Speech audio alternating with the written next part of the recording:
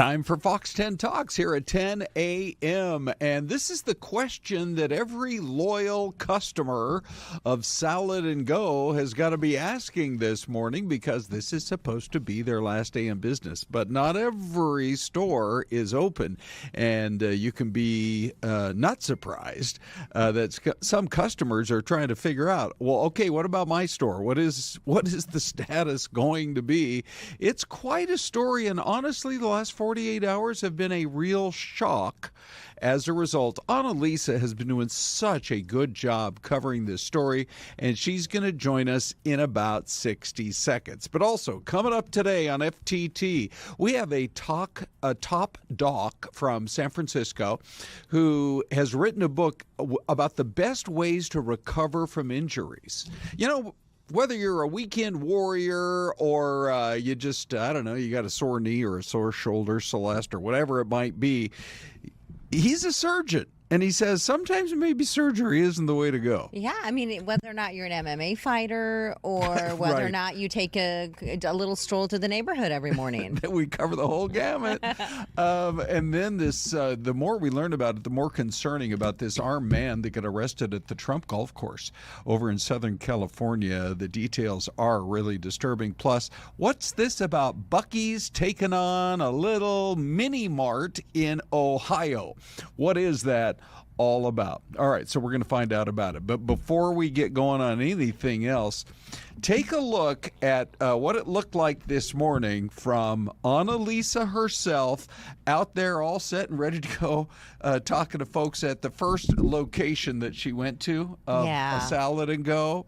And it's like, People are surprised. What's happening? Here we go. Location at 19th and Northern, and when this location opened at 6:30, there was a steady stream of customers getting their last meal from Salad and Go. But just within about 15 minutes, the employee came out and had to put this barrier up, closing up already because not even enough employees showed up to this location and showed up to work today. All right, Annalisa. Hello. Wow, what a day for you, huh? I've been running all around, and I actually am going back out to Salad and Go for the noon. Wow. So it's like, yeah, it's big Salad and Go To day. yet a different location? Because you've been all over already. Yeah, we went to a couple locations and then finally settled on that one at Northern and 19th. Right. We'll see if we go back. That one was really nice.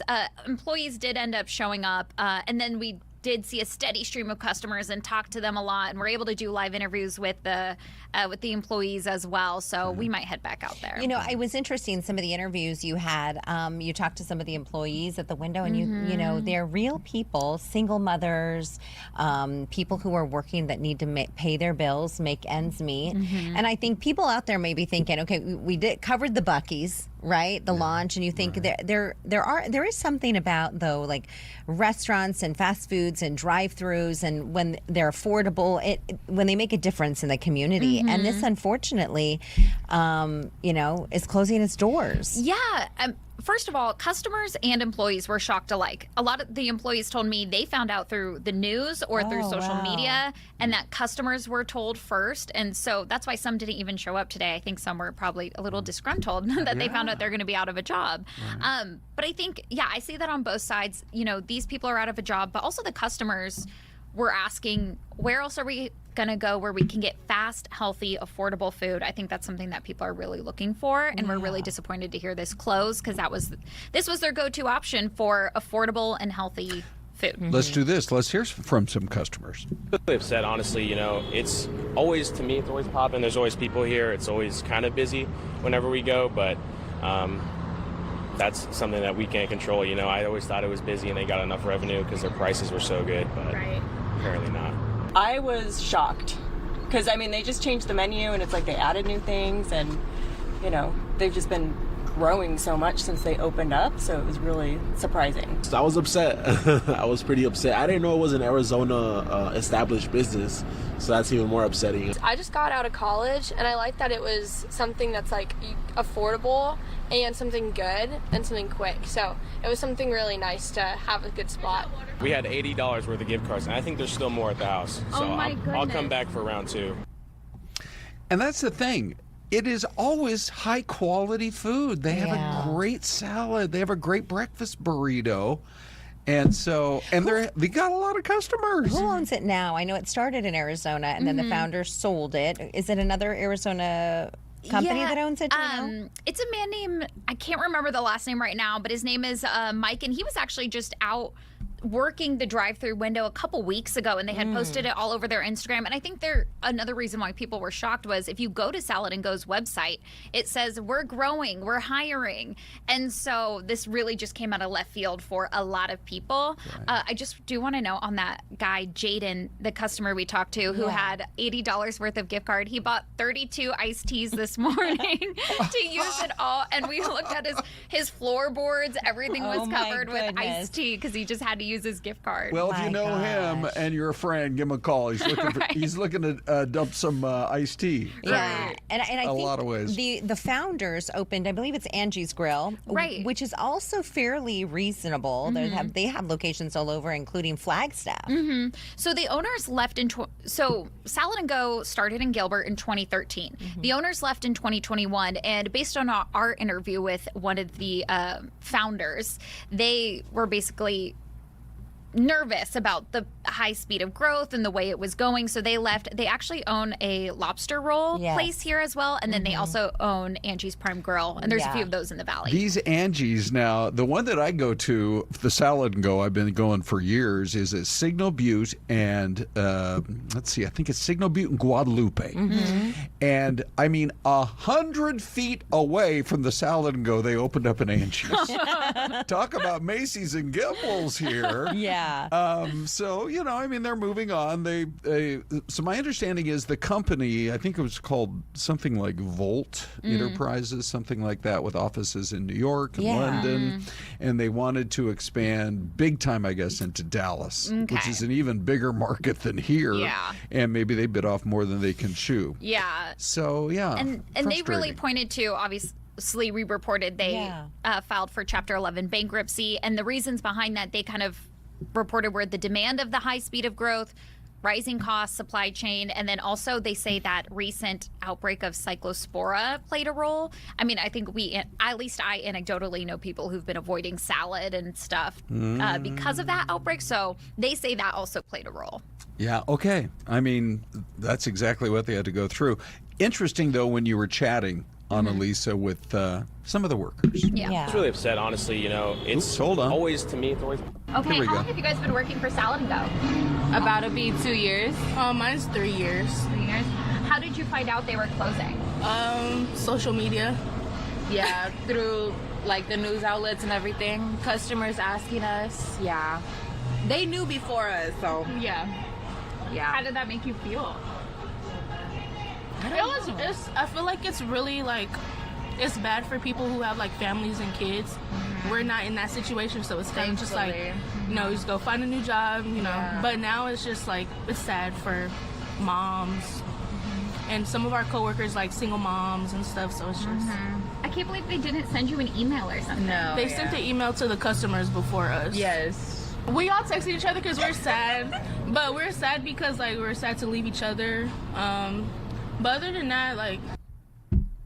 This is always the thing. You love the people you work with. That's as important a part of your job as anything else. Right. And we also did a live interview with those two workers, Shay and Melanie, and they really spoke to what we loved about working at this place. They were like, you know, it's a relatively easy job, but what we love is the people and the coworkers. And I mean, we know you can get so close with your coworkers. Right. And Yeah, I spend more time with you guys than I do my own husband Monday through Friday. I'm the work husband.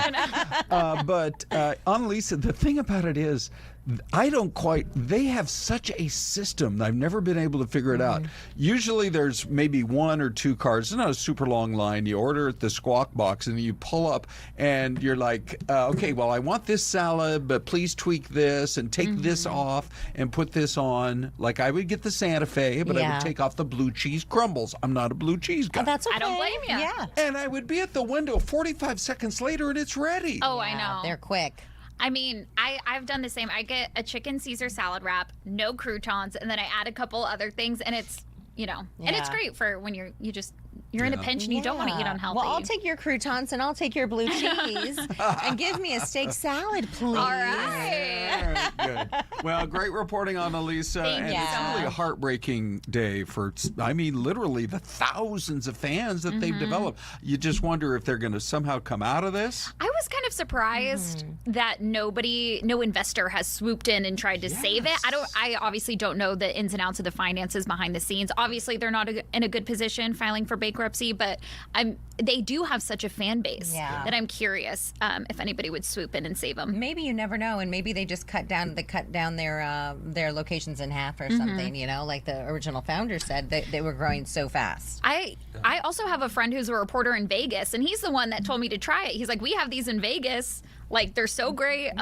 So he's the one that turned me on to Salad and Go. That's a really good point, which is, I don't know, there are probably some people that don't know that Sprouts is an Arizona-based company. They started here. It's such a booming market. You can really make it here.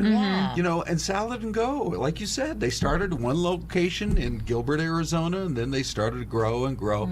And so, sometimes companies do emerge. Right? Yeah, you never After know. all the paperwork is done. I mean, That there's would a be lot nice. of companies that, moved. What is it? Ulta is inside of Target now. Sephora is inside of Kohl's. We could get a Salad and Go inside Fox 10. Okay, somebody please reach out in the chat and give us your digits because we've got a Fox Cafe that could really use a Salad and Go. Salad and Go to Fox 10 Talks. I know. I wonder where would be that is such a great idea though, Celeste. Yeah. Like go into Walmart's. Oh, that's a great idea. They have a Mickey D's in there right now, but maybe they bring on a Salad and Go. Sure, right? You know, or fries or do a little Bashes. Remember Bashes had their little make a food like court. the old school Bashes. They would have like a little a sitting area in there, and I remember upstairs. It was really cool. Well, we come up with the brilliant ideas. Annalisa, thank you. Great job Thank today. you. Thank you. Let's coin those ideas. We'll be right back.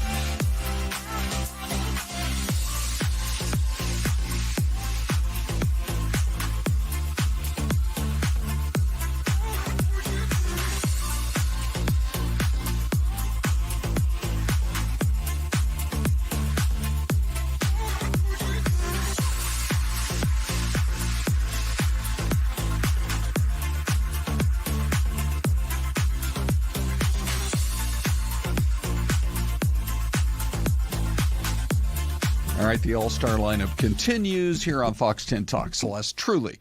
I mean, so we do this every morning from 10 till noon. We're streaming. Yes. And we just have so many great resources. We got all of our friends at Fox. We have a lot of good contacts here in the community. We've had every major political power player you can think of, from the governor straight on down. And we have got an all-star lineup of both reporters and photographers here. And look who joins us right now. I know, Brian. Hey, it's been a while. How did you carve out some time for us? You're so busy. When the boss says go do that, that's what you do. Yeah.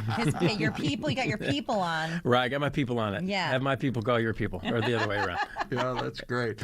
Well, you cover a lot of the stories that we like to cover, and so I think this works out really perfectly, because the newest developments, we had Andy Biggs and his campaign announced at 6 in the morning that Sina Kerr was going to be his lieutenant governor. This totally kind of reorganizes, I think, the way people think about voting for governor, because now you've got, it's like president, vice president, governor, lieutenant governor. Within hours, he was sitting right here, and so was she. They want to come on this show, this streaming show, the leading politicians, to talk about it. So now this story breaks from the governor. And we have been, I should say it's breaking from the New York Times, but we're reaching out to the governor's office to get if these are the two, to come join us. Yes, there were some grumblings, I think, maybe a few days back that he might be someone she was thinking about. Yeah. Now, you said grumblings, but do you mean rumblings? Rumblings, sorry. Okay. That was my stomach. There might have been some grumbling. I mean, you never know. I mean, that could be both, actually. Yeah. You know, it could be Mrs. Giles. I don't know her, but she's probably thinking, hold on, I thought you were out of politics. Yeah. We're going to retire. You know, interesting, though, it's always been the Secretary of State that has been the second in command in Arizona politics, right? This will be the first time that we've seen a lieutenant governor be on a ballot with someone, right? And help me remember, the thing was that there was a Republican in one spot who was a Napolitano who left, leaving the other party's lieutenant. Was it Brewer? Was it Jan Brewer? Secretary of State. Right, yes. Secretary of State. So voters didn't like that. And the other thing I think that was totally interesting, people voted on this a couple of years ago, but they may not have realized that part of it is this is not just going to be a figurehead. Remember what John Adams said when he was our country's first vice president? He's like, this is a job for nobody. There's nothing to do. This is significant because not only, to your point, Celeste, that it's somebody, if the governor, for example, were to say there was a Democrat in the White House eventually, and she were to be nominated to run a cabinet level, then who's going to be our governor? It will be the lieutenant governor. It will be. But some of the other things to consider, they have to put them in a position of power. They have to be their chief of staff or the administrator, I believe, of one of the major departments, or some other level of power within the state government. So it's important. Like, they have to do something. Well, good. It's not just a title, right? Yeah. And you're getting paid for something. Do something while you're there. I mean, don't just sit around waiting for a heart attack or something. But what about this whole bipartisan approach? I mean, will this work in Arizona? What do you think? Well, I think Governor Hobbs is staking her claim on that, or her reputation on this. I mean, she's that's what she's going with here. I'm in the middle, and Biggs is too far to the right, to the extreme, and and this is someone who fits that mold on paper. He's a Republican. He calls himself a Ronald Reagan Republican, but he was clearly out against Trump, against MAGA. He says that's not the way to go, and he says Republicans like him don't have a home anymore. So, as he endorsed Biden, Harris, Mark Kelly.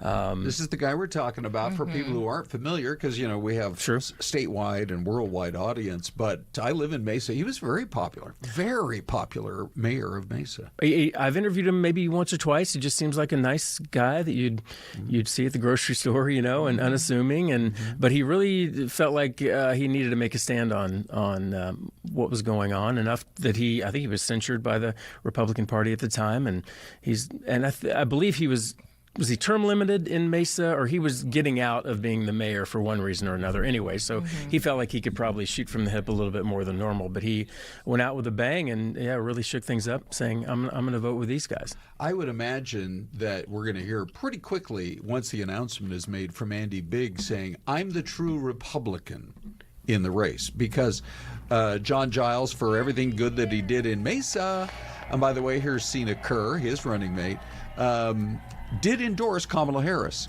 So that may, for some Republican voters, may have him kind of question his bona fides. For sure. I think that it just seems like we're to the point where whatever the independent vote is out there, whatever chunk of voters that is what they're the golden voters, and you got to get them in order to get past the finish line. And I think Katie Hobbs is trying to stake her claim on getting those independents, showing that, hey, this guy is a Republican, has been his whole life, and I'm going to take him in my administration and be the centrist candidate. Hey, by the way, did you guys talk about political earthquakes? The movement within the Democratic Party moving more toward socialism began with Mamdani, and he has really built a groundswell across the country.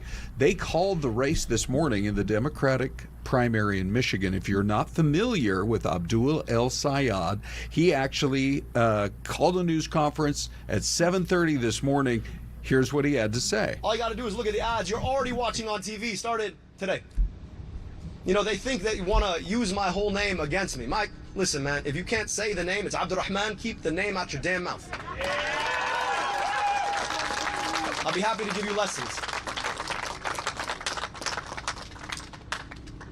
But they understand that the only way that they think they can win is to drag us into the mud, to believe the worst about each other, to believe that what divides us is bigger than what unites us. They want us to think that the reason some of us ain't got is because other people got. But it turns out that the reason so many of us ain't got is because of the system that has corrupted our politics to take it away from us. And, I've got to say, this is the first time I really listened to him because it's a Michigan race, but he's now going to become a national figure. He gives a good speech. I think he really does. The question is, Mike Rogers, the Republican, this is going to be a fascinating race, you guys, in the state of Michigan, because it's a current Democrat hold. If Republicans were to pick it up, I don't see how they would then, therefore, after that, lose the Senate. And it just, maybe this is how it's always been, but that speech echoed to me what Trump has been saying. It's corruption, it's the system, it's the swamp. We got to clear it. So we're just going, this pendulum's going back and forth. No, you're the swamp. No, you're the swamp, and that's the way. Isn't I guess it politics? That's the way you get votes. I mean, it's both parties. It doesn't. It's not just one or the other. I think a lot of people are just so fed up. If you can't fix one way or another this cost of living thing, and what we're all doing, experiencing inflation, we'll just see. Who knows? We'll see. Hey, Brian, before we let you go, question for you. Our TV poll question is, honestly, Celeste, it's a little invasive. It's a little. But Brian's an open book, so I think he's going to be. He's going to be okay with. Yeah. How many pairs of undies do you pack for a 5-day trip? Plus, or look. I mean, did you vote in this one already, Brian? No. Okay. But I was warned ahead. Yes. There's an underwear question in your near future. So, and I'm about to go on a vacation, so I probably should start thinking about this. But I mean, I go one a day, right? I mean. What if you go swimming or work out? Like, what if what if you're sweaty? Fair enough. Maybe one extra. Turn it inside out. I don't know. The next day. Is that how you recycle underwear? My gosh. Maybe you just buy a new pair. You could always do that. You can always buy a new pair. Celeste, did you already answer this one on the air? Did you? I did not answer this on the air. I think it depends on the trip. All right. Like if you're going to a beach. Okay. Maybe you take one a day. Yeah. Because you're going to be in a swimsuit most of the time. I feel like I shocked the ladies on the early morning news on the TV side this morning. Did you vote going commando, Ron? No, thank you, but no. But I did say if it's a 2-week trip, you still only have to pack 5. Oh, because you're Or doing 6 or 7. doing laundry. Because I feel like some of our best experiences as a family have been driving around trying to find a laundromat somewhere. Plattsburgh, New York. Oh my God! I think they only have one laundromat. And you found it. But we had to hit it up. Talk about driving around some rough neighborhoods in Chicago. Oh, I've been to a couple of rough ones outside of Miami and Fort Lauderdale. To get to your laundromat? Yes. I stopped at the dollar store and I grabbed some detergent and a couple of bounce sheets. Boom. For you, Celeste. It's a bonding experience for the family. It is. Remember It that is. time we did that's all they're going to talk about. Nothing about Miami Beach. Right. Remember the Nothing. time we washed That's our going to be in underwear. the wedding speech. Just get ready for it. Celeste. Because of your help, I think I might throw in an extra pair There on you my go. trip. Yeah. There you go. Good. Experiment. Come back. Let us know. Well, you know. Hey, speaking of poll questions, that's the fun one. Here's the topic of the day. If the governor does pick a Republican, New York Times report, we're waiting for an official announcement. Do you like it?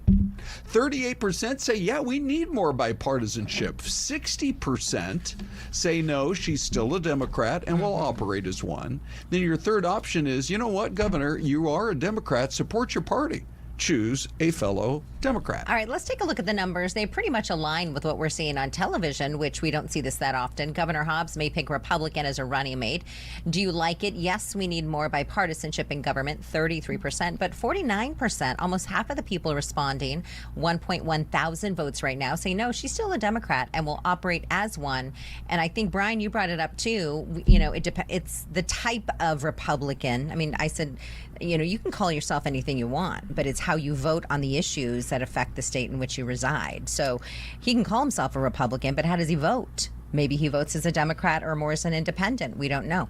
So 49% of you say no, she's still a Democrat and will operate as one. All right, so coming up after the break, we are going to be checking in. Dave's in a very high-profile meeting today. Super high. I mean, I think he's talking about your raise.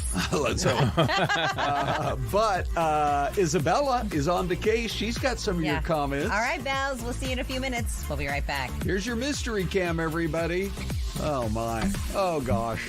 Where's that lonely lake? Give us your guess. Brian, thanks for Thank you, coming guys. on. It was fun. Appreciate it. Are you covering the whole John Giant?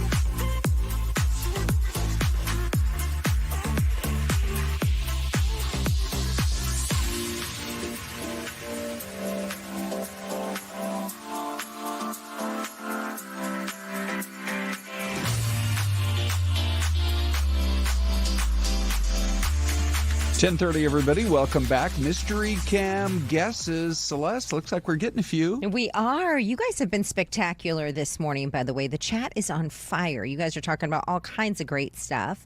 And so good morning to all of you. We want to give you guys some shouts out here in a brief moment. But first, let's get to this mystery camera and see where you guys are thinking this could be. Thomas Brown says New Jersey.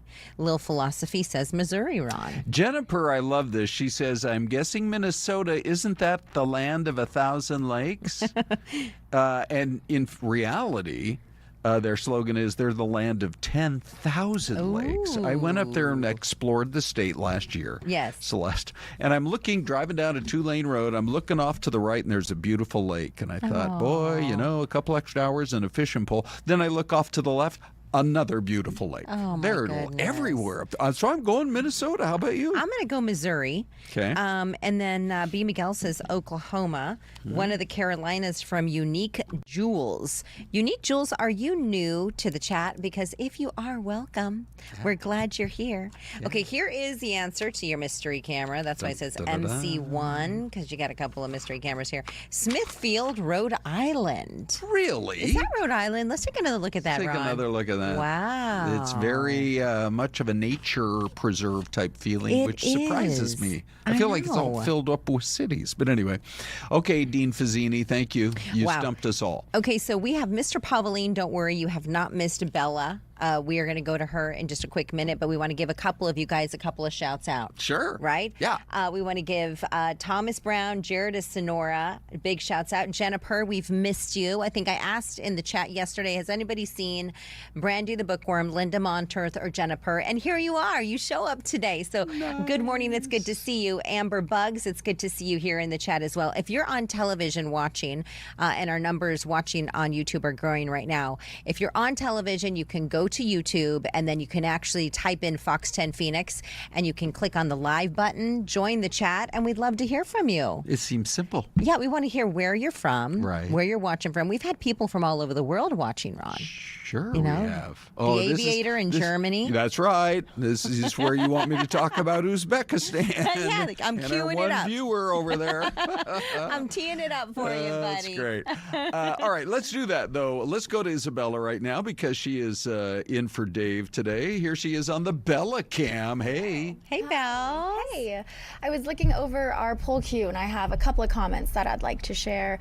Of course, all over the place. Lots of comments are continuing to come in, so thanks for commenting. But Sean Carson says political parties are the problem with the country. They should be illegal. Elected officials should be responsible to only the people they represent. Les Chapp says, are there any Republicans left that put the people before power, influence, and wealthy? ? Where is she going to find such Republican? Il Bruto says Lincoln picked a Democrat, Andrew Johnson. And finally, the bipolar psychonaut says whomever gets the second most votes should be VP. The VP shouldn't be chosen ahead of time. First place gets president, second place gets VP. Oh, that's an interesting idea because that is originally the way they did it back in the days of the founding fathers. Yeah. Okay. They were a smart group of men. That was fun having Bella on the Bella Cam. We've missed her. Yeah, Bells, for can we go show her one more time? She looks fabulous. Celeste, you betcha. Ready? Here we go. Look at Bells. Thank you. We've missed you, Bells. Nice. Miss you guys. Okay.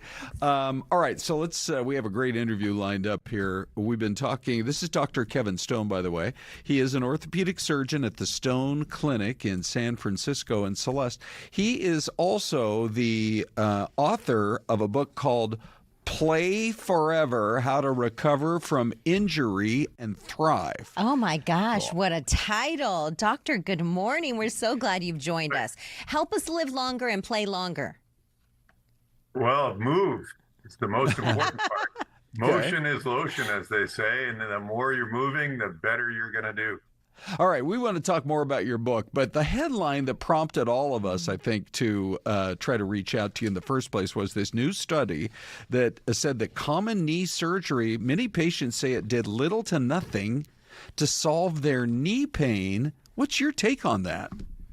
Yeah, so the problem with the study is that if you look at the people who had removal of part of their meniscus cartilage, that key shock absorber inside their knee, they did no better than people who lived with the torn meniscus.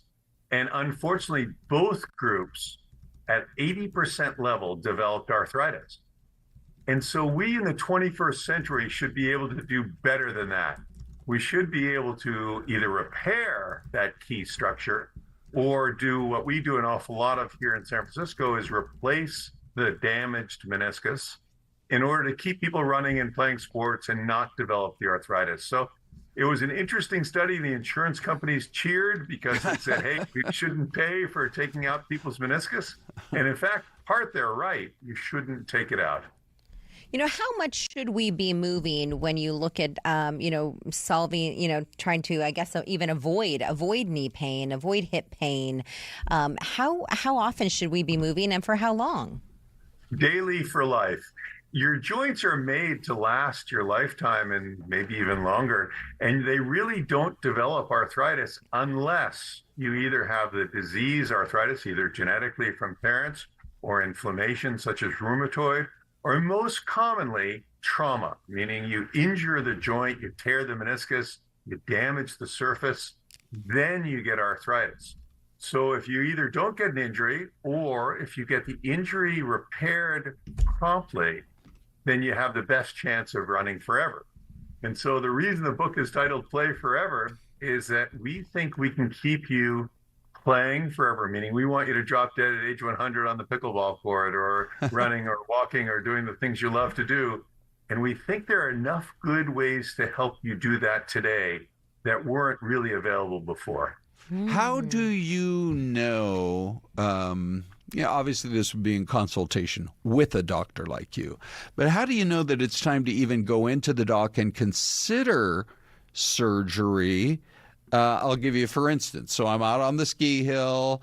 I'm in my 60s. I love skiing. Hope I'm skiing still when I'm in my 80s. And I took a tumble, and my skis, I fell backwards, and my skis crossed like this. And man, I was in pain. Yeah. And then the next day I wasn't, but 2 or 3 days later I could feel something, and I still occasionally feel the tweak, but it's not there all the time. What about people who are kind of in that gray area? Sure. So first of all, pain and swelling are good indicators that something is damaged and should be approached. Then the next thing is a careful diagnosis. So physical exam, history, x-ray, MRI. We can get very accurate data today that in the past maybe we could.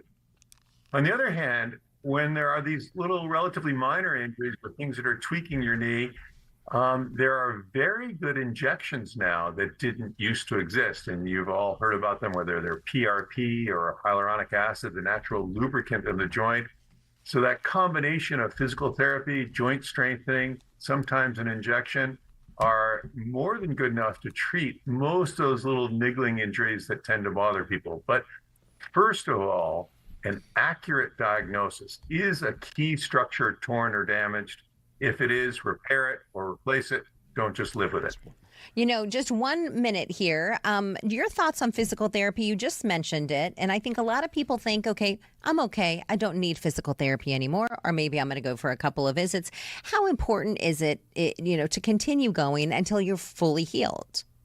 So here's the way we like you to think about it. Think about your injury as an opportunity.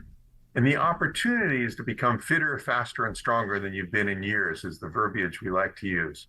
And so if you use your physical therapist initially for soft tissue massage and good diagnosis and joint treatment, and then use them or their team or a fitness trainer to continue the training and the muscle development and the gait improvement and posture improvement, then you'll use that little injury as an opportunity to become better than you've been in years.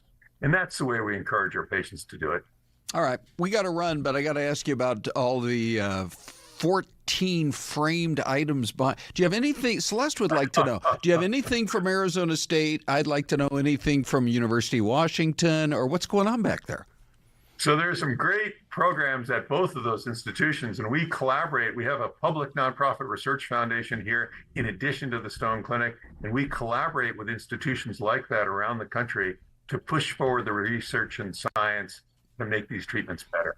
All That's right. fantastic. Yeah, no kidding. I mean, the ones that we would have hanging behind us are just like computerized Chat GPT created Correct, certificates. right. Can't so the believe fact they that made yours it. are real. Yeah, no kidding. Thank you, Dr. Okay, Stone. you are one of our favorite. I'm going to call Dr. Stone the Happy Doc. Yeah. He's been a pleasure to talk to. He's also tan, which is a good thing. You get out, you play outdoors anytime you can. Thank you very much. All right, so Celeste, this whole porta potty controversy. Oh my gosh! You know, I think that a lot of people, they know how to use porta potties. Yeah, they do. So if you missed it, the thing about porta potties is, they're convenient, but they have to get from point A to point B. Mm-hmm. And so this prompted some chat on our part, because coming up in the 11 a.m. hour, we have a DPS trooper joining us. Now, look, it was an unusual sight. If you were driving down the road, the DPS took a photo here. This is on the I-40 up there in beautiful northern Arizona. They spotted a portable potty that was dropping toilet paper all over the road. Oh, my gosh. So you don't want that to happen. Oh, and it was used. No. Probably. Was Celeste, it real? No. Oh, my gosh. It's It's inside the porta potty. How is it dropping? Oh, well, I mean, do we know, was it new or used? I don't know. Okay. I hope it was new, but whatever. It takes a weird turn, that's for sure. But anyway, so we're going to be talking to them. The thing is that they had to go ahead, and I think they issued a citation. But it had to, because you have to secure your load. Yeah, oh my gosh. Now, there could be double meanings to that one. Ron, but secure your load, what type drivers. of load are you talking about, Oh Ron? my gosh. Okay, yeah, this is a crazy story. So Ty and Anita will have more on that in our 11 o'clock hour. They're speaking with somebody from DPS. What a crazy story. I mean, you don't think about the things that they have to do on the roadways. I know. It's like There's a now, lot. every day on this show, there's something you've never heard before, and that is pulling over the porta potty dude. All right, so still to come, we talk about whether or not the Cards have a cool game plan. They're playing an actual football game tomorrow. Yeah, it's coming up quick. We're going to take a quick break now, and here's a beautiful shot. We'll be right back.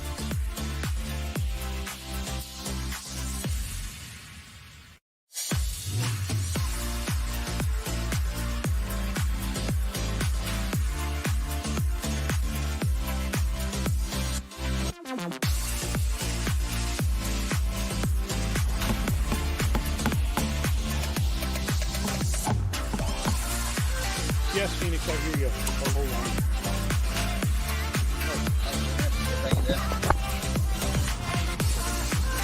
on. And is it Celeste and Ron?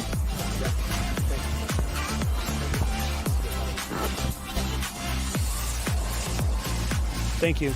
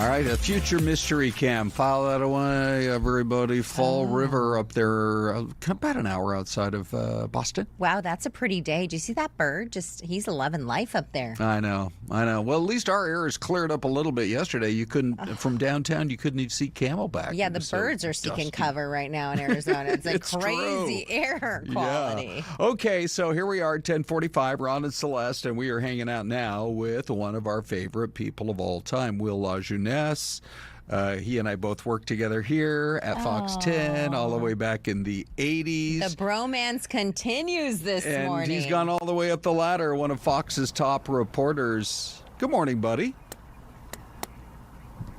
Ron, can you believe it? I think I started at Channel 10 in 1985.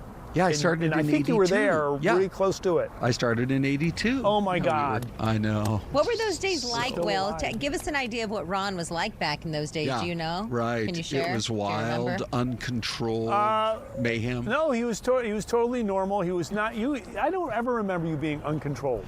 You were nice then. You're nice now. Okay, thank you, Will. I was hoping for some crazy Christmas party stories about Ron dancing on tables or something, but actually, that was a different person. We won't bring that instance. There was an instance. Anyway, all right, Will, let's get serious. You're out there at the actual golf course. Give us the lay of the land. So what transpired this last weekend?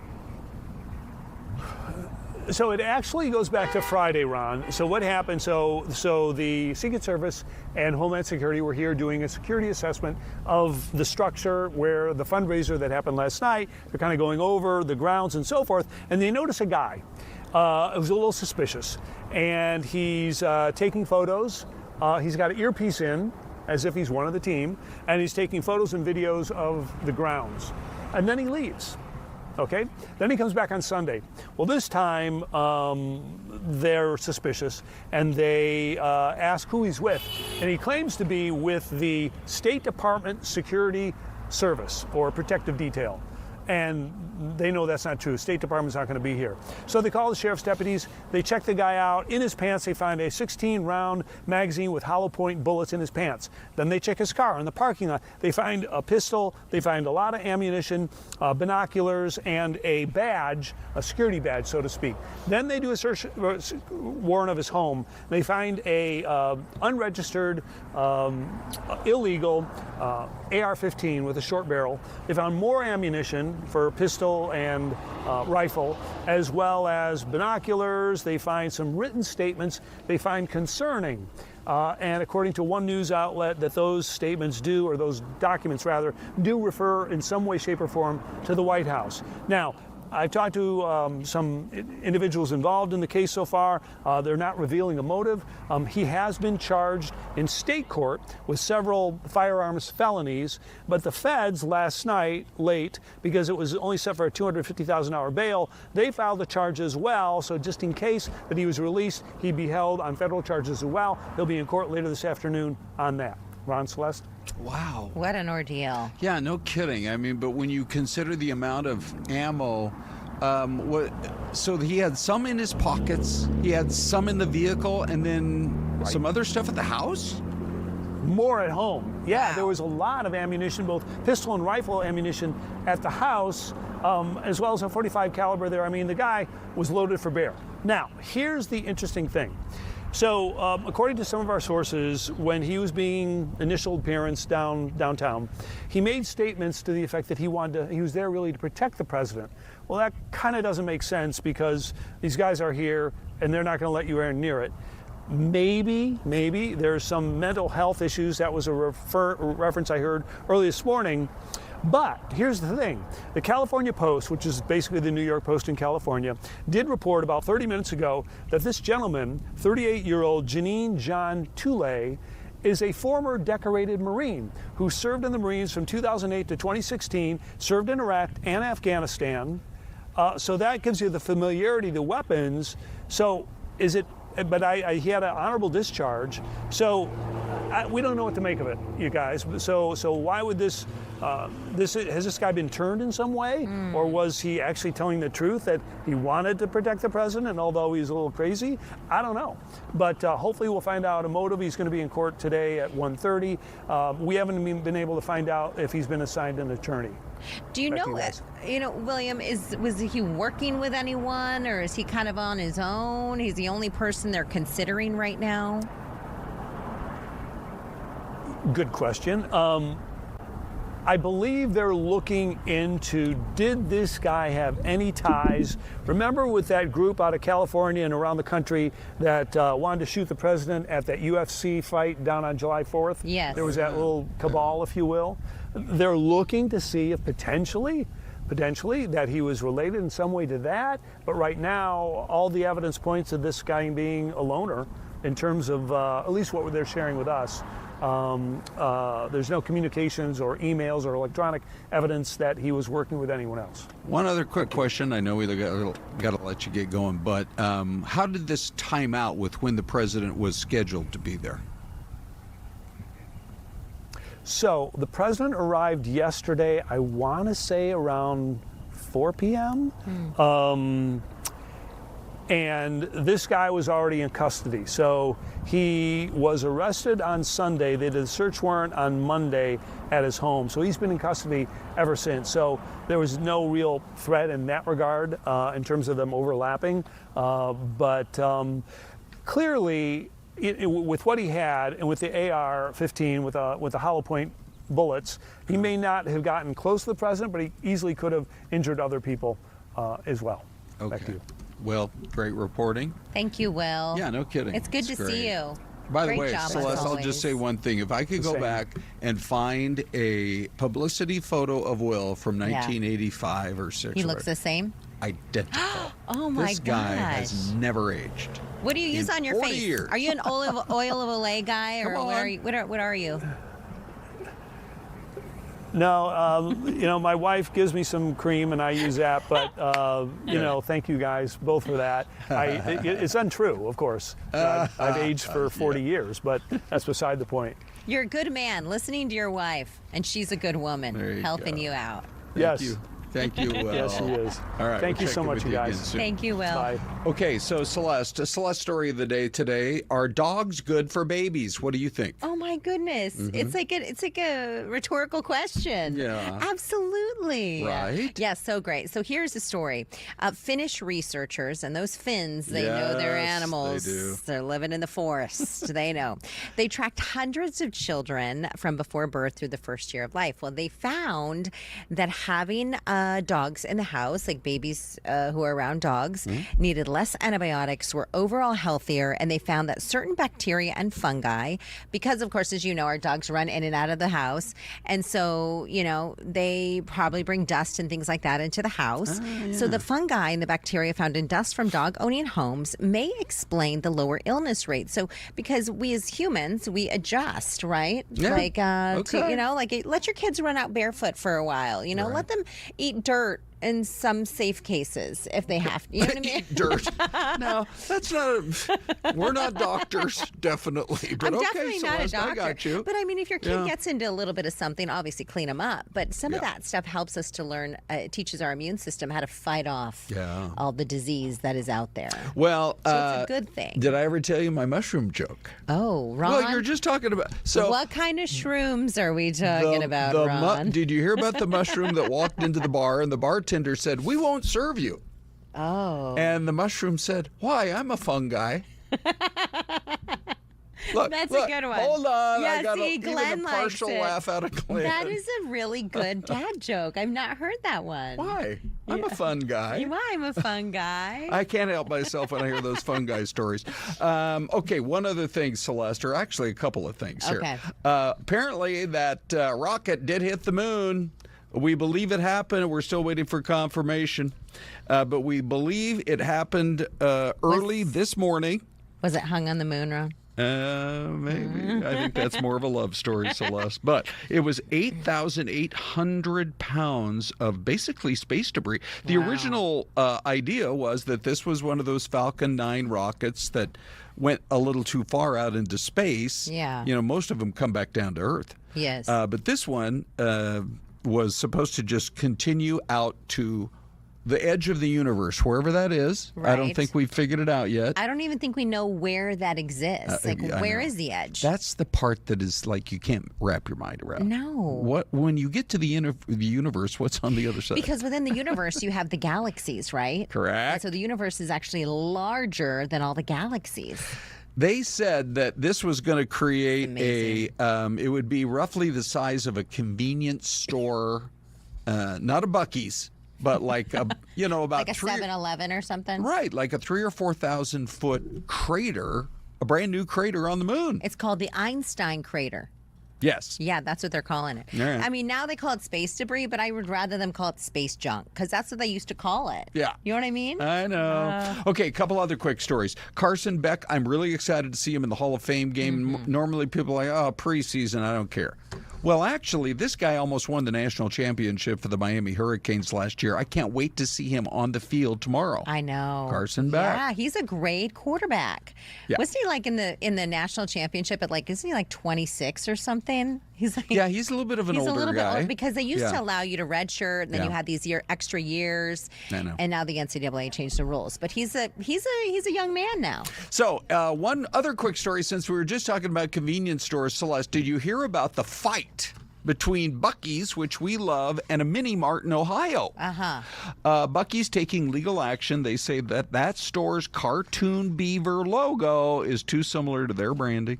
They say that Beaver's Mini Mart uses similar colors. The chain says that it's used its cartoon beaver logo for more than 40 years, so back off. We were in Ohio way before you guys were. I like to call this the Battle of the Beavers, Ron. Okay.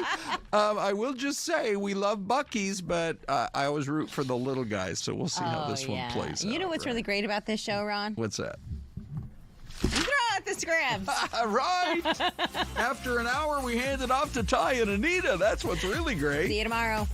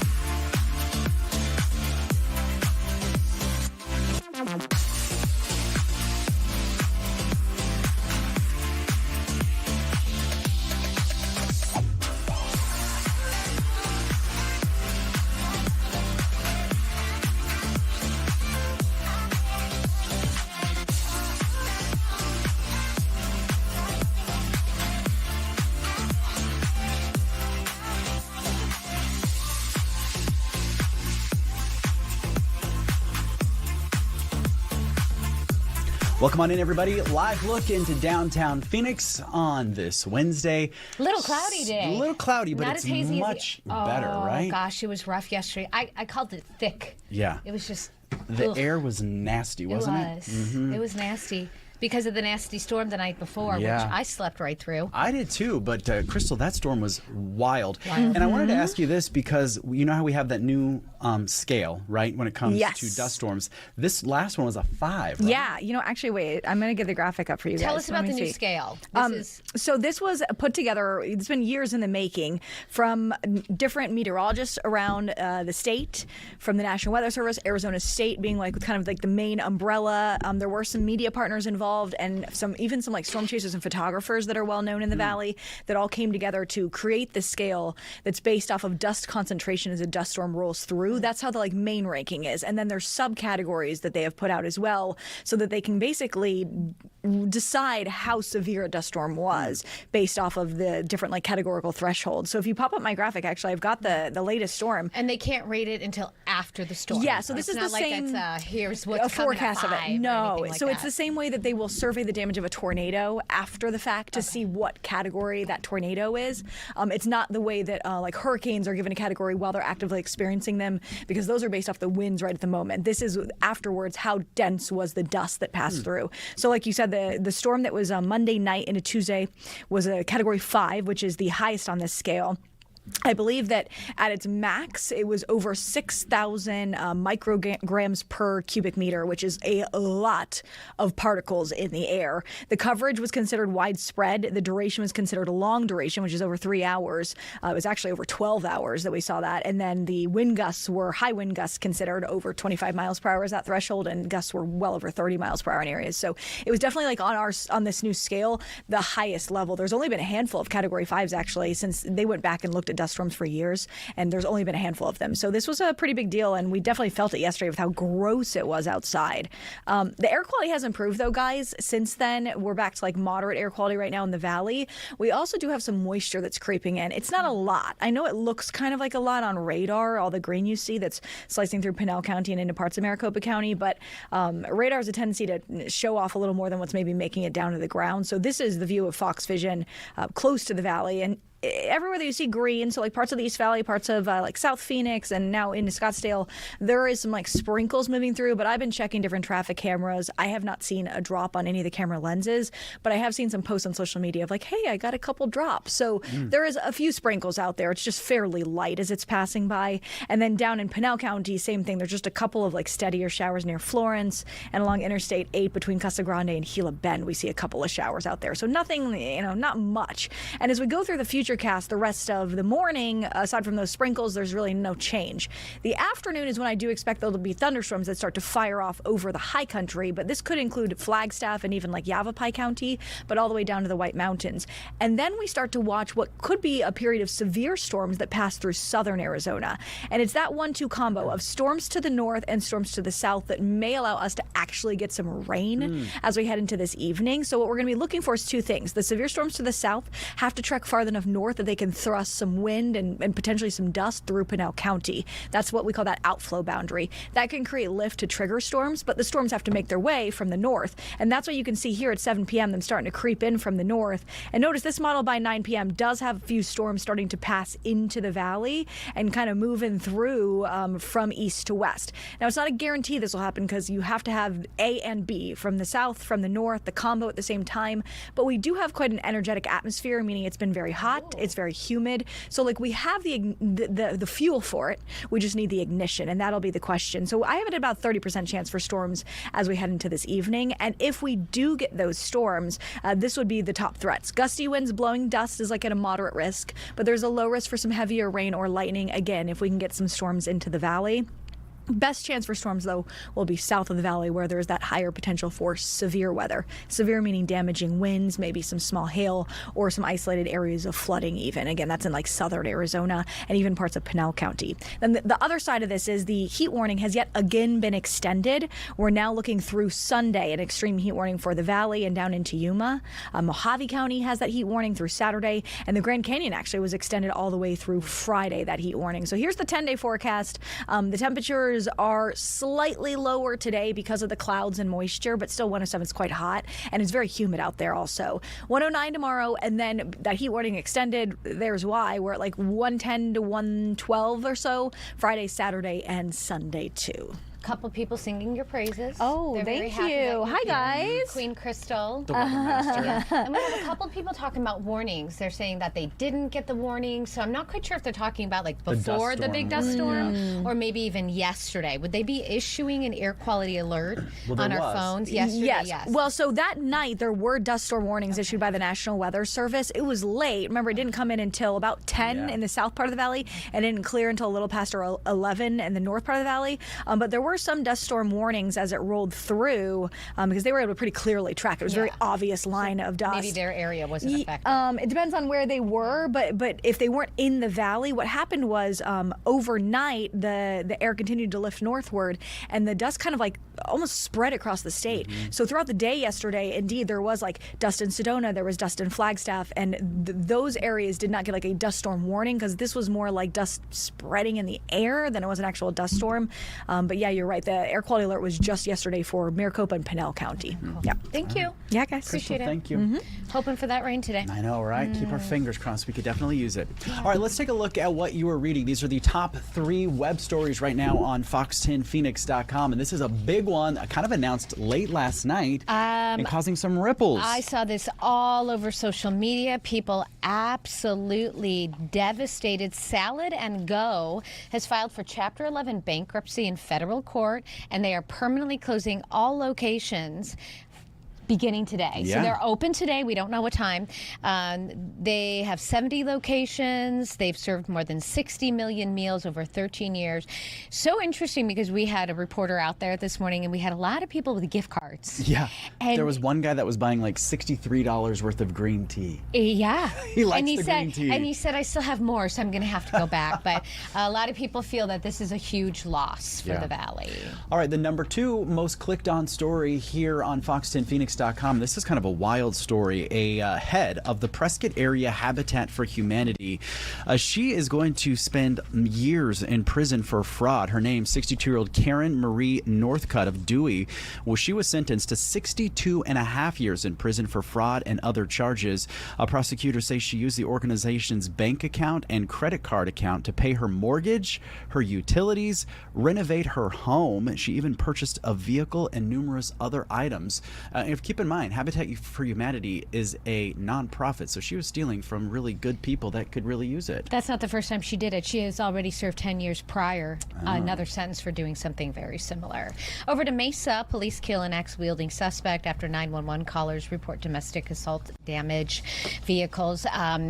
So they're releasing the body cam footage, and they're showing the suspect there walking around with that axe in his hand. He was tearing out windows from vehicles. So very scary situation. He was shot and killed because of this incident here. So let's introduce our next guest, Trooper Randi Wybron. Yes. Hey, we got it. Welcome with DPS. Good morning. Thanks for having me. Yeah, thanks for coming in. We saw some really great video, and I know we've kind of been talking a little bit about this. You guys are really cracking the whip on the distracted drivers, and recently issued a ton of citations at a crash scene of people driving by with their phone taking video. That's a no-no. Absolutely a no-no. We are a hands-free state, so Bluetooth is going to be key.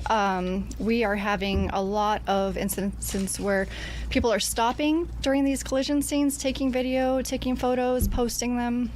And this could obviously have subsequent issues. So there could be other crashes that happen because someone's not paying attention, they're not looking at the road, they could crash into someone else. Are you guys seeing that as well? It happens more than you think. We have a lot of secondary collisions. Wow. So walk us through that first incident that she was talking about. This happened a few weeks ago. Outside of Wilcox. Yeah, and there was dozens of citations that you guys issued from folks that were just kind of doing what she said, that rubbernecking. But I guess now that everybody has phones, they also want to document everything that they see, and right? And post it. Yeah. Which is also going to distract you. Absolutely. Well, and the thing is, a lot of the drivers are completely hands off the wheel where they're doing this, where they're unlocking, getting, and then they're turning and facing. And you'll have drivers who are passing you with no hands on the wheel at all. So it's a big concern that we have, and we're taking enforcement action, and it is a citable offense. How are you guys working this scene? Because some of these crashes, especially like out in Wilcox or towards Casa Grande, towards Tucson, they're bad crashes. So we need obviously a lot of troopers, all hands on deck. Do you bring in that extra patrol to get the people, catch the people who are then on their phones? We do when we can, but we really need drivers to stay focused, and our object, of course, is safety, but we need traffic to keep flowing. We need to keep those interruptions from happening so that we do keep that flow of traffic, and that our emergency personnel on site are safe, as well as the rest of the public, because having people stop and causing unsafe situations causes us to leave what we're doing, and it really takes away from the folks that are involved in the collision that need us there the most in that moment.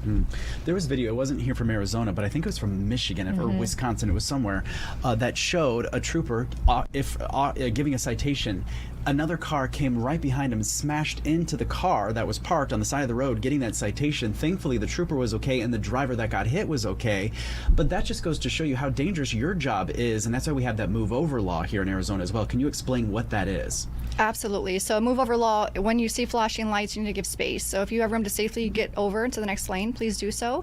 If you're not able to safely move over, then decrease your speed, throw your hazards on, just something to let everyone around you know that you are observing something ahead. It's been a couple of years now since this hand-free law passed, and you guys were fairly lenient in the first year or so, making sure people understood what the law was, giving them time to get used to it. But you're starting to crack down. Are you seeing more and more people putting the phone down, or are they completely ignorant to what the law is? Personally, I've not seen a decrease in that in my experience, but maybe other troopers have different experience with that. So hands-free, Bluetooth, please. And many of the newer vehicles, of course, you can have Siri do a lot for you, so take that off your hands. Yeah, literally. That was a good one. Clever. That was very good. Well, thank you so much for coming, and we appreciate it. Be Thank safe you. out there. Thank you. Oh, look at us. Jinx. Oh, you owe me a Coke. Diet, please. Real quick. Before we go, Here we go. is what year was it? Our trivia question on this Wednesday. Here is your question. U.S. Coast Guard was established. Oh, man. Your guess is better than mine. Go for Wow. it. I'm going to go into the 40s. I don't Isn't even your know. nephew in the Coast Guard? Yeah, he is. I should call Can him. you call him? Can we phone a friend? Phone a friend, quick. We'll be right back.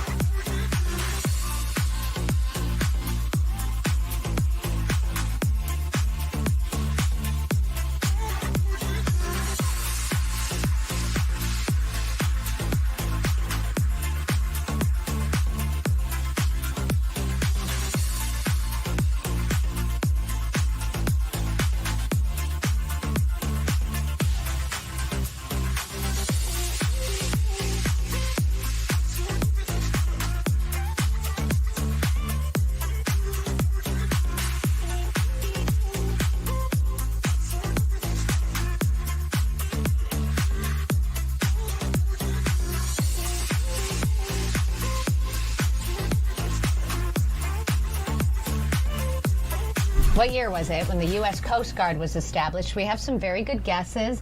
1871, 1942, 1650. We're going way, this is a way back machine. This is a hard one, you guys. What was your guess? I said in you the said 40s. 40s. I had no idea. Okay, I didn't even guess because I have no idea. Maybe I should know because, as you mentioned, my nephew is in the Coast Guard. He didn't pick up the phone because he's busy working. He's busy working. The Coast Guard was established 1790. Wow. It was actually August 4th.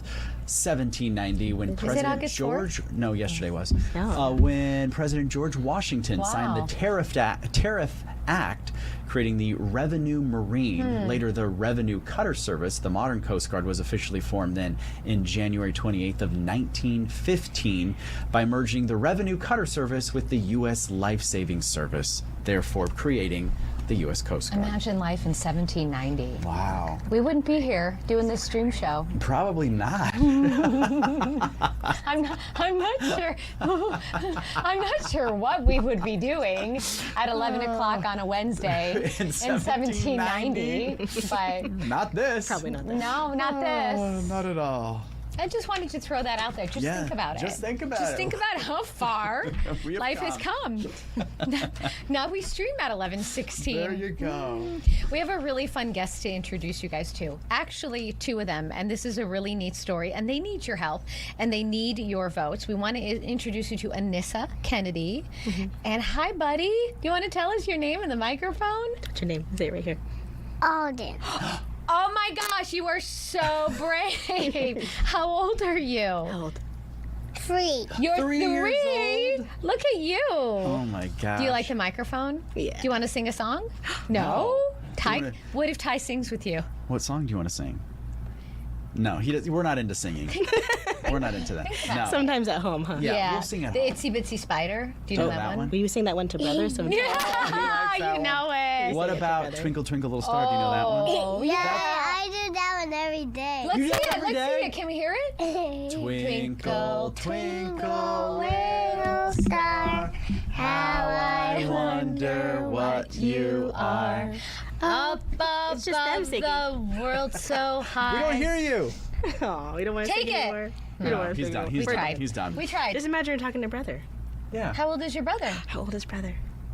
He's little. He's not quite one yet. Yeah, he's a baby? Yeah. You have a baby brother? What's his name? Cyrus. Cyrus? That's a cool name. So cute. Well, why don't you walk us through what's going on here? Because this is obviously he's very cute. And this is the reason he's here, right? Yes, it is the reason. So yeah, we're in the quarterfinals. It actually ends tomorrow for the cutoff to the semifinals of the Toddler of the Year competition. There's tons of groups, and in his group, it's a randomization. They get brought down to however many based on only votes. Votes are free every day, except for if you want to donate, then all the donations, they give them votes, but it goes to a good cause, the Toys for Tots organization. And my husband was saying that it was kind of feels full circle, because when he was a kid, they were not very well off, and one of the years they had a donation for all their Christmas gifts, and he believes it was from this organization, or at least one very close to it. So it just feels like a good cause that he, if nothing else, it's all going to a good cause that he's representing. But if not, then it's a good way to get his cute little face out there. Toddler. How did you find out about this contest? To Instagram, they just always have ads and things out there, and it was one of those things I was like, I don't know, this might be a scam. I really hemmed and hawed about it for a while, and then I was like, you know what, let's just do it. And it's been a really fun way to get involved and see other kids and their parents, and all the different stories of everyone has a story, right? Every kid has a story of what they would do with their $25,000 if they win it, and get to be in a parade. Yeah. You get to go in a parade? What? Yeah, it's a pretty big... Like a car parade? Yeah, and floats and all kinds of pretty lights. Who's not sure about that? Yeah, but we do like trains, and we do like airplanes, so there might have a float like that. Do you know that Ty's a pilot? He knows how to fly planes. Oh my goodness. He can tell you all about it. If you were in a parade, how would you wave to the people? How would you wave to the crowds? How do you wave? Like a double-hander? Yeah, you gotta like make it big. Yeah, would you like high five style, huh? So when did you actually sign up and become a part of this contest? It's been going on since June at this point. Oh, wow. Yeah, so Okay. it's been like every single week there's a different countdown, different kinds of votes and incentives of voting. And today's a double day, so you get 2 times votes today. Everyone counts at least, if you vote for your free vote, it's two votes. Otherwise, if you want to put in money for it, obviously it's double, whatever that is. Are we posting photos? Are we? He has a whole profile Oh. of questions we've answered and a bunch of different pictures. We didn't put videos. They didn't have a way to put videos because I think those are more fun. But Yeah, they are. They show more of the personality. Yes, for sure. I mean, he's a cute toddler. How Think and so, when too. did you know? I know your mom. So it might be a silly Yeah, I'm question. biased. But how and when did you know that he would be the toddler of the year? I mean, like right when he was born or when he turned 2, you were like, hey. Before he was 1 even, he's been just so special and so he's thoughtful and kind, and he's always asking how he can help. I mean, he does laundry with me. He wants to do dishes. Do laundry? He likes to do it. Do you fold laundry? No. No. But you help me separate it, huh? Oh, you do? And you put it from the washer into the... In the basket. In the basket? Yeah. I love that. How do you separate it? Is Brothers. we put brothers in the same pile, and we put mommies in the same pile, and we put dads in the same pile, and we put mine in the same pile. Wow, that's a lot of work for a 3-year-old. Yeah.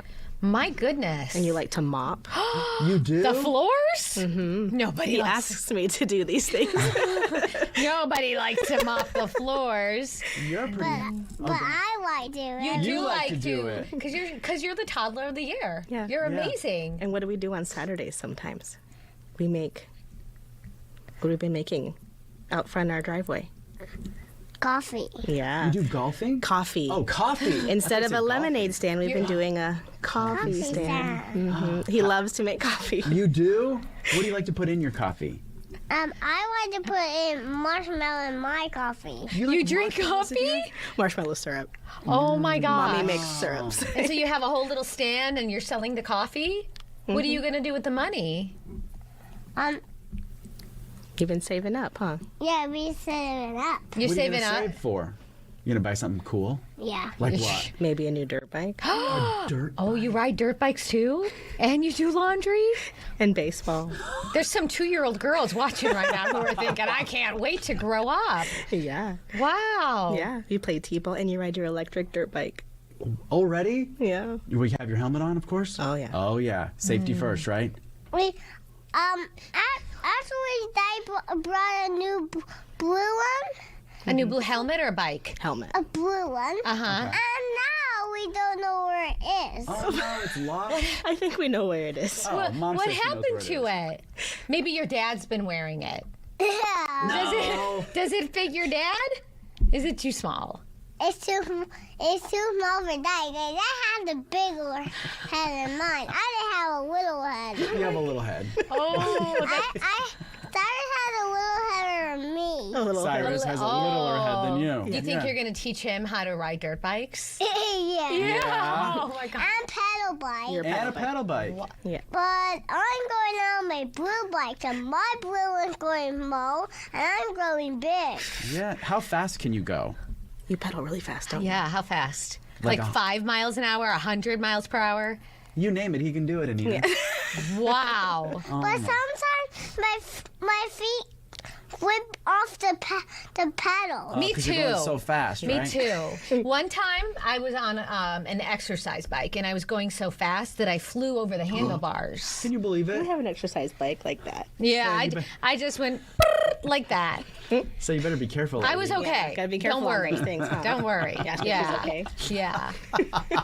So, how do we vote? What's the website one more time? It's called toddleroftheyear.org. Okay. Everything's going for charity for the Toys for Tots. There's tons of different other toddlers to vote for too, but mostly it's been shared. The word is spread by family and friends. I have it on our socials. I have it on they're his own profile too. We do so much with Toys for Tots, Do you? especially Oh, around the wow. holidays, because they do so much for the community, and it really is amazing. And I love the story where your husband is saying, "Look, let's give back. They gave to me. Let's give back. Let's teach our son to give back." Yep. Right? We like going and giving kids other toys sometimes, or we don't want to get rid of ours. Oh, that's a good idea. Do you sometimes take the toys you're not playing with anymore and donate them? Yeah. Yeah. And Like- sometimes I get some new ones. Oh, you get Okay, new that's ones, a fair too. trade. Yeah. And then Out with the old and with the new, and then right? yeah, totally. I love it. Well, I hope you win the contest. So tell people out there, say, vote for me, please. Vote for Alden. Can you say it? Say it right here. Oh, now he's shy. Okay. Go well, vote for I'll say Alden. it. Vote What's for Alden. what's your Instagram?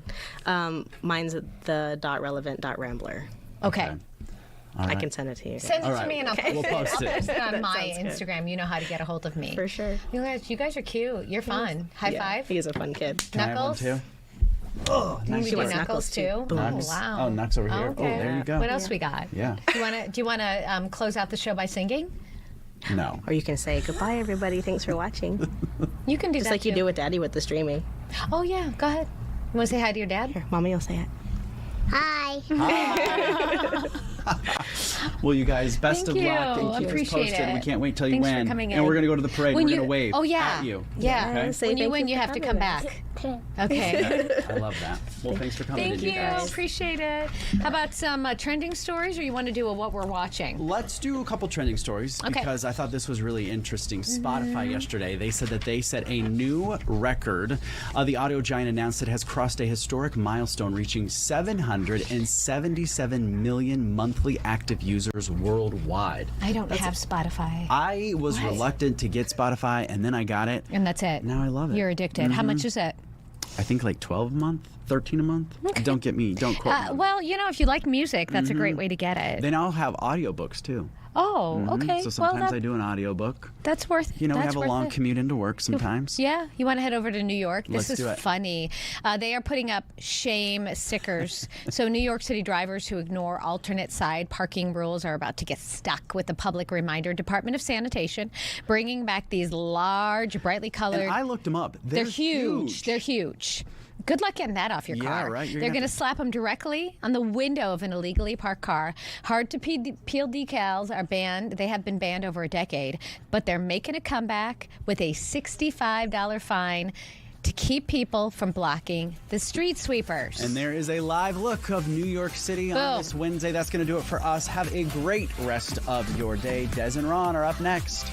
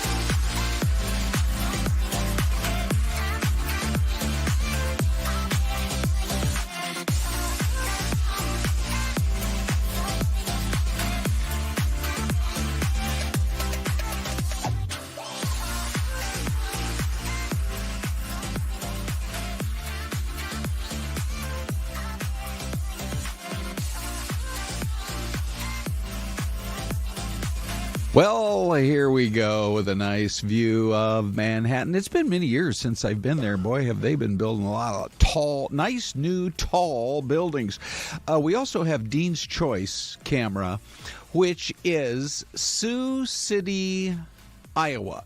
And here's the interesting thing about Sioux City, Iowa, Des. A couple of things. First of all, I think it's the only city that spreads out over 3 state lines. This is amazing to me. Wait, how does that work? I know. So, main part of Sioux City, because it all is kind of around, the river meanders right there. Okay. And so if you're in Sioux City, you're in Iowa. If you decide you're going to pop over to North Sioux City, then you are in South Dakota. And if you decide, oh, no, I'm going to zip over and see a friend in South Sioux City, then you are in Nebraska. Okay. Isn't that amazing? Wow. Yeah. That's pretty cool. Yeah. And so it's a hodgepodge of states. The other thing about Sioux City, they actually sell T-shirts now at the airport with their 3-digit code or their 3-letter code because they have the worst 3-letter code of all airports in the world. Oh, what is it? How's that for a selling point? Well, yeah. It is SUX. S-U-X. That's genius. It's like, just roll with it. Is that incredible? Yeah. Honestly, I don't know how. I thought you were going to say, when you mentioned T-shirts, I thought you were going to say you have to buy one that like would say each state, like, you know, Sioux City. Oh my God. I have like the worst tickle, like way in the back of my throat. Oh, no. I thought it was like peanut lung or something. No, so bear with me. Okay. Well, anyway, yeah. I thought you were gonna say there be a shirt for like each state that the city is in that you'd have to like go and collect. That's what I thought you were gonna say. Okay, if I ever pass through that town, I'm gonna buy the 3-state T-shirt. I love that idea, Des. Hey, everybody, it's Ron and Des. It's a continuation of Fox 10 Talks. It's a 2-hour streaming show. Just update you on a couple of quick headlines here. This time around, when you look at the pictures and you can hear some of the sound of what has been going on, look, they're just saying devastating. You know, you have a whole neighborhoods wiped out, 65,000 people evacuated. And so a lot of these fires, you know, they're doing the best they can, but you've got the one that's burning, the Old Trails fire, burning 3,500 acres. The Autumn Lane fire is the one I don't know if the house Renee and I used to live in survived or not. 9 Mile Falls, it's up to almost 6,000 acres. And then one over in the Meade area, which Meade High School, prominent high school there, pretty successful in sports on the north end of Spokane. It's burned about 1,000 acres. So we are going to keep watching that. Now, the interesting part of what's going on with all these fires in the Northwest, I don't know if it's global warming, Des, or what it is, but they're getting worse fires up there. Some people would say, what's that? In these summer months than they've ever seen before. Now, look, when I was a kid in the 60s, we still had bad fires during forest fire season up there. Mm-hmm. But this really is, I mean, listen to this. Maybe they need to bring the bear back. Smokey the Bear? Yeah. That would help. Where's he been? I'm in favor. We talked to some Arizona firefighters who've been up in the Northwest, not in Spokane, but in Oregon. Nothing's going on in our backyard, we can go into somebody else's and help them out. Everybody out here, we're eager to do what we need to do to help out. We all enjoy this. This is our passion.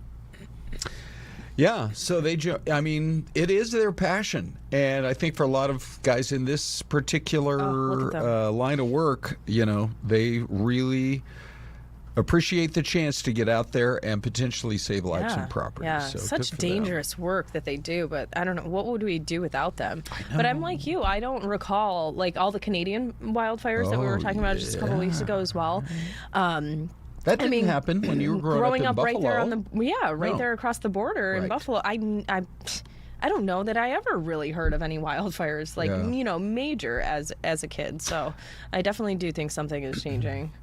I will say in Arizona we do a really good job with fire mitigation, and from across all of our forest lands, they are out there pretty much year-round thinning the forest, cleaning up debris that can be the fuel for the fire. Mm-hmm. But the thing that is, I know, concerning you and me both, and it's getting a lot of talk this morning, is can you believe that at least one of these betting platforms allows people to bet on wildfires?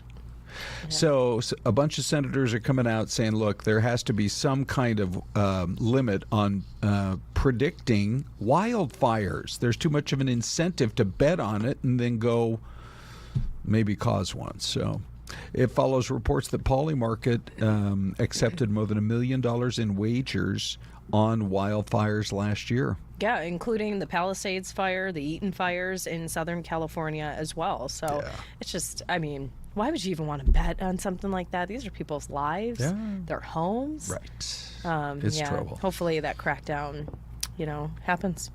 Okay. We are going to shift now to an interview that I know Dave, our executive producer, is very excited about. He said this is one of my all-time favorite movies. Ladies and gentlemen, we have David Wayne joining us this morning. Hold on. There he is. Hi, David.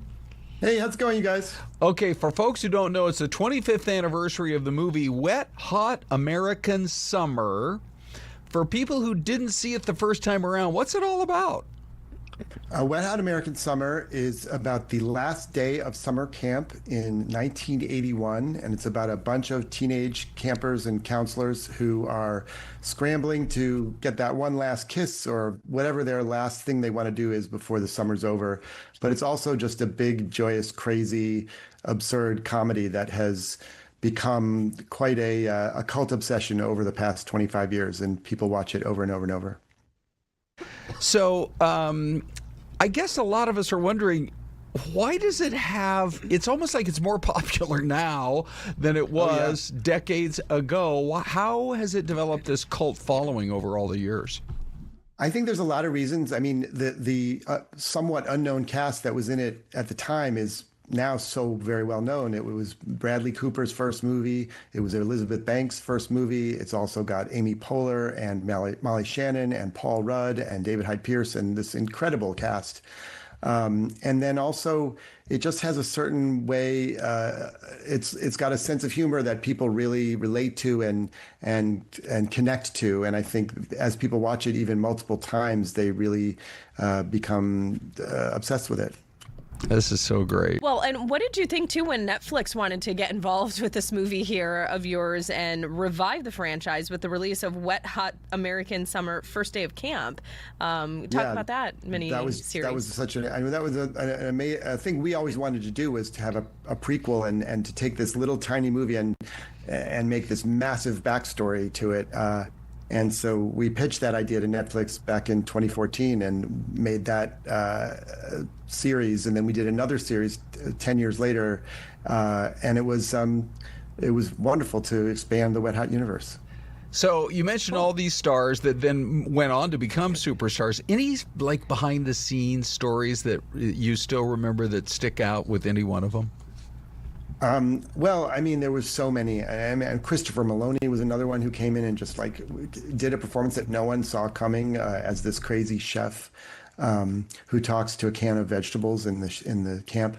But and it was just a fun shoot. We had all been. It was the first time any of us had made a movie, and it rained the entire time in rural Pennsylvania where we were shooting. And it just became like this very, seminal experience in our lives. As well. Wow. Where in Pennsylvania was this movie, some of the movie shot, at least? In the Poconos. It was all shot at this one real camp called Camp Towanda in the Poconos in the town called Honesdale, Pennsylvania. Oh, how cool. Have you been back since? Yeah, just curious. You got to be a superstar there. They got to buy you drinks. Exactly all there. It's bigger and fancier than it used to be, but it's very much recognizably still the same place. And there's one famous scene that takes place in an equipment shack, and this shack has fallen apart. But instead of cleaning it up, they just put a fence around it to make it like a memorial to our movie. Wow, what's the scene? How cool. It's where Michael Ian Black's character and Bradley Cooper's character go in there and do something that no one knows about. Oh, don't want to give anything away. There we go. How would you say, because here we are 25 years later, how has America changed, in terms of making movies in 1981 versus making movies today, and what audiences want today versus what people would think, Hollywood would think they wanted back in 1981? We made the movie in 2001. It's about 81. Right, 25 years. And it's currently 2026, I believe. I'm really not an expert on the landscape of the marketplace, but I do feel like what I've learned from the ongoing life of this movie is that audiences respond to something that is homemade, and there's care put into every frame of the film, more than the kind of easily forgettable, dispensable by committee movies that sometimes have become more and more popular to be made because they can make the money in the short term. So whether or not it's a great business deal, I'm happier in my life making those more long-term bets. Cool. Good for you. All right. Cool. Well, it's exciting. Well, if folks are a fan of you, how do they stay up with you? Are you on social? Can you share David Wayne, WAIN.com, and you can check out our Middle-Aged Dad Jam Band there. We have a lot of stuff going on with that. And then our new movie, Gail Daughtry and the Celebrity Sex Pats, is many of the same people, same DNA as Wet Hot American Summer, and comes out on digital next week and also back in theaters next week. Very cool. All right, awesome. We'll have to have you back on, David. Thank you for your time today. We appreciate it. Theaters are booming again. Thank you, David. They really are. There's so much I want to go see right now. I know. Spider-Man, Odyssey. The Odyssey, Moana. Some of the earlier stuff. Yeah, Moana. Hey, before we go to break, here's our poll question today. The governor may pick a Republican. She's a Democrat as her running mate. What do you think?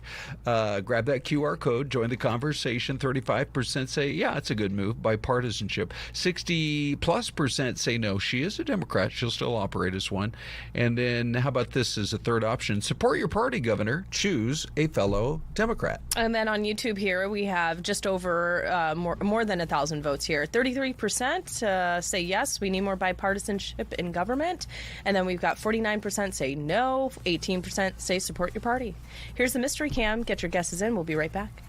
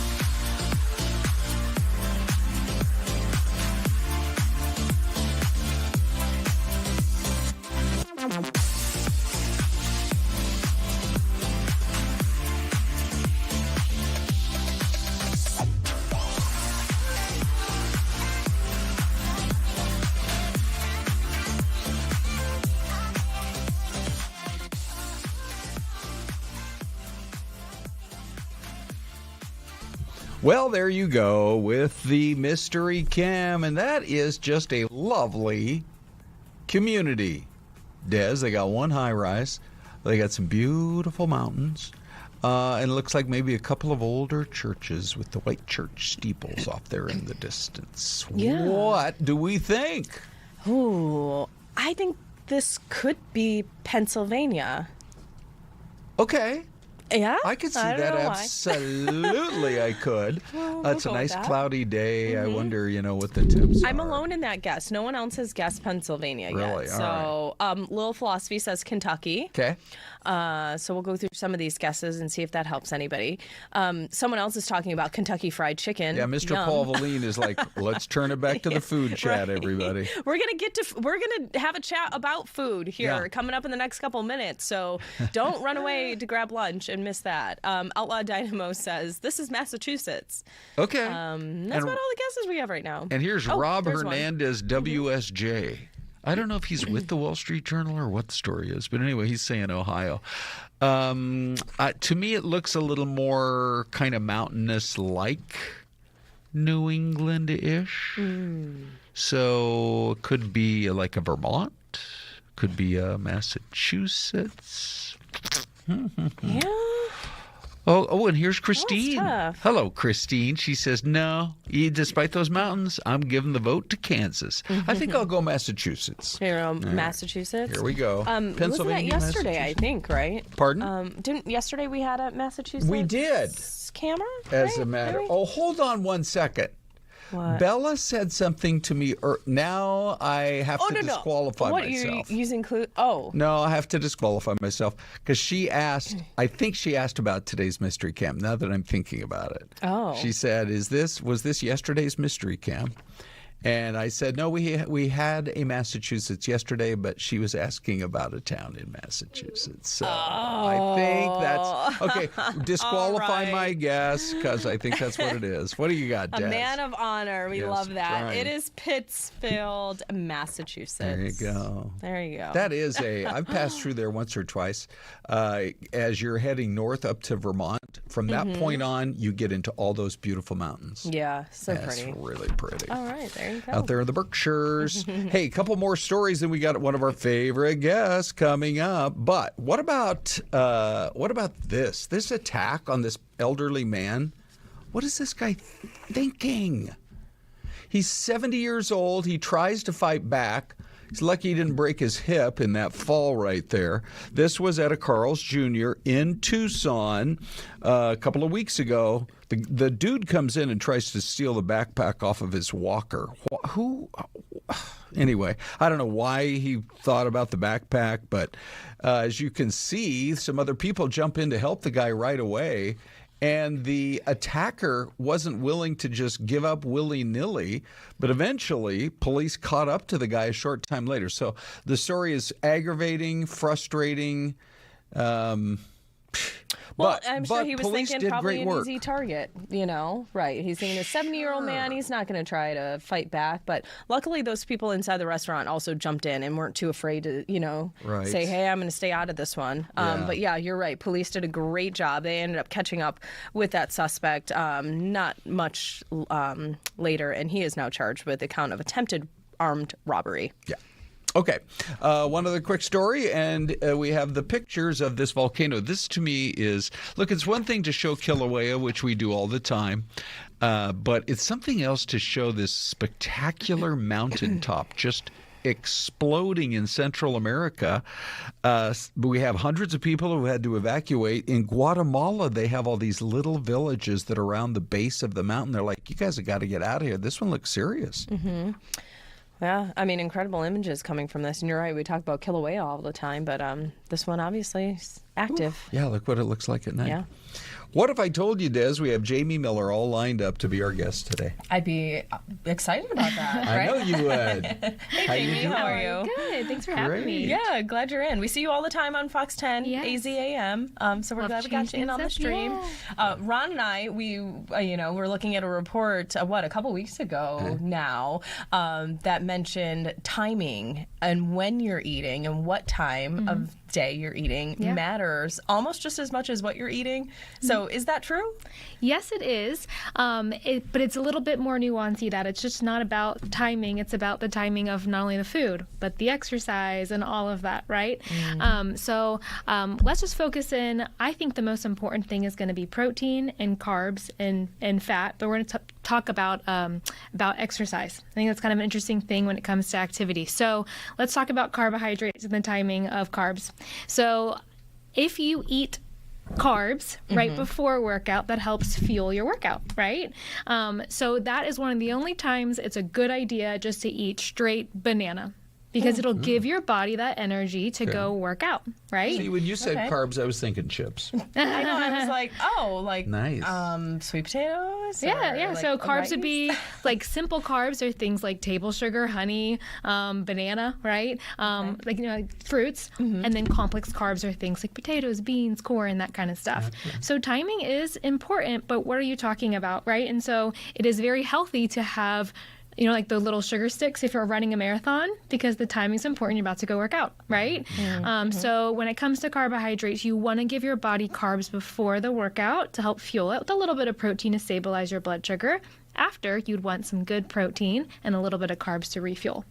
So that's just one kind of thing. It's very just, broad question when it comes to timing. Now, is that for an average workout, like, very light lifting at the gym, or maybe you're going for a half-hour walk? Or is that for maybe more the serious, like running a half marathon? Well, the more extreme the exercise, the more important. So you don't have to eat before and after the workout if you're not hungry, right? Okay. But if you are going to eat something before the workout, if you're feeling hungry, lunch has been a long time, now you kind of need to. Sure. That makes sense? Yeah. So that's just one factor. What are some other good simple carbs then before a workout? So it could, because you're mostly going to do a little bit of carbs, a little bit of protein and fat. So that could be a piece of fruit and a little bit of peanut butter or a hard-boiled egg, right? If you're a little bit longer to go, then maybe you do something like Greek yogurt with berries, because you have longer, not going to go work out exactly. That makes sense? Yeah. So that's one facet of timing. You also think about, does timing really matter? Sometimes people talk about, should I eat right before bed? Right? Yeah, that's kind of a factor. What we talked about. Sure. Yes. So eating before bed, it's not bad to eat right before bed if you're hungry, because you're not going to sleep well if you don't eat, right? Okay. That's very important, right? And so a little bit of carbs and a little bit of protein before bed would be better than a really high fat meal that would just sit.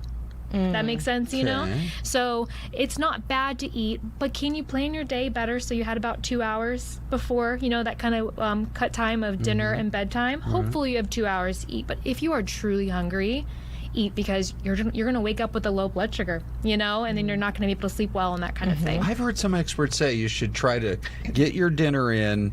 Let's say you go to bed at 11 o'clock. Try to eat your dinner by around 8 o'clock or so and give yourself 3 hours. Where does that thinking come from? 2 to 3 hours would be the key. 3 is best, too, if that's how your lifestyle works. Okay. It's something called the motor migrating complex. So it takes your body about 2 to 3 hours to push that food through. So it's gone out of your system before you sleep. When you sleep, your body's not active to digest, right? It's resting. So the food would kind of just sit there, right? And that could be where, like, even something good like an apple kind of ferments and it can cause bloating the next day, that kind of thing. Also, just think about it. At nighttime, are you eating your grilled chicken salad at 11:30 at night? No. I feel like people sometimes say, when I eat late, I just gain weight automatically. Well, is it what you're eating? Because we usually don't crave food, the best food late at night, right? Kind of your defenses are down. It's been a long day, that kind of thing. There is a lot to do also with your body's not burning those calories as quickly because it is resting and that kind of thing. But I just always want to caution, say, don't go to bed just hungry, but maybe let's fix it so you eat a little bit more earlier in the day and that kind of stuff. Work on your timing. Yeah, work on your timing and be curious of why did this not go well today? Let me recalibrate for the next day's timing. Yeah. We also spoke to another expert that said make your breakfast your heaviest meal, lunch is lighter, dinner is light. What do you think about that? Yes and no. I think that honestly, you have to think about your specific timing. Are you going to go into a big workout at 10 o'clock? I don't think you should eat this massive breakfast at 9:30. You're not going to work out well, right? So sometimes I think we take this very big topic and we try to make it work for everyone. It's more about your lifestyle, but don't don't do the opposite. Don't eat so little all day long that by evening you are so hungry that you, like people always say, I can't control my portions. Well, is it because you didn't eat enough earlier in the day? Maybe you do need to eat more at breakfast and more at lunch, right? But so it's a little bit nuancy in that. Don't save your calories up for the end of the day. Yeah, I'm trying to work on that. Yeah. I'll go all day sometimes. I eat nothing. And it's easy. I get home, I'm starving. Do you know I'm why? like, oh my gosh, I just lost control. And you feel like you lost control. Yes. But I always like to say you have to be biologically fed before you can have a willpower. Right? So if it's 9 o'clock and you can't avoid all the chips, well, you were biologically underfed all day. You're just actually eating out of hunger hormones, right? And you also want chips and it's been a long day, right? And so it's a little bit of both. Let me ask you about the food order eating method. There's a guy I follow on Instagram, Insulin Resistant 1 is his handle. Yeah. And he tests food, and so he'll take a traditional dinner, and one time he'll start with the carbs, and then do the fat, and then do the... Anyway, he seems like he has the best option is to start with complex carbs, then eat your fat and protein, and then do the other carbs. What do you think about all that? That's all about blood sugar stabilization, enough fiber, enough protein. The majority of your plate should be protein and produce anyways, right? Yeah. And so what's going to happen is you're going to stabilize that blood sugar, but also you're going to fill up. That's where maybe scientifically it is most ideal, but also if you enjoy a couple bites of your potato with your meat, don't worry. I mean, come on, you know what I mean? Like, good. But make sure first you're eating enough protein and produce with the carbohydrates to be able to stabilize that blood sugar. Okay. That makes sense. Yeah. So I think sometimes we get so scientific that it gets really confusing, and then we just kind of like freeze, right? But just think, I want to have consistent timing, enough protein, enough fiber with my carbohydrates evenly through the day. We need to have you back. All right, Jamie, great conversation. Here's a look at Massachusetts again. We'll see you guys tomorrow. Thanks, Jamie. Thanks.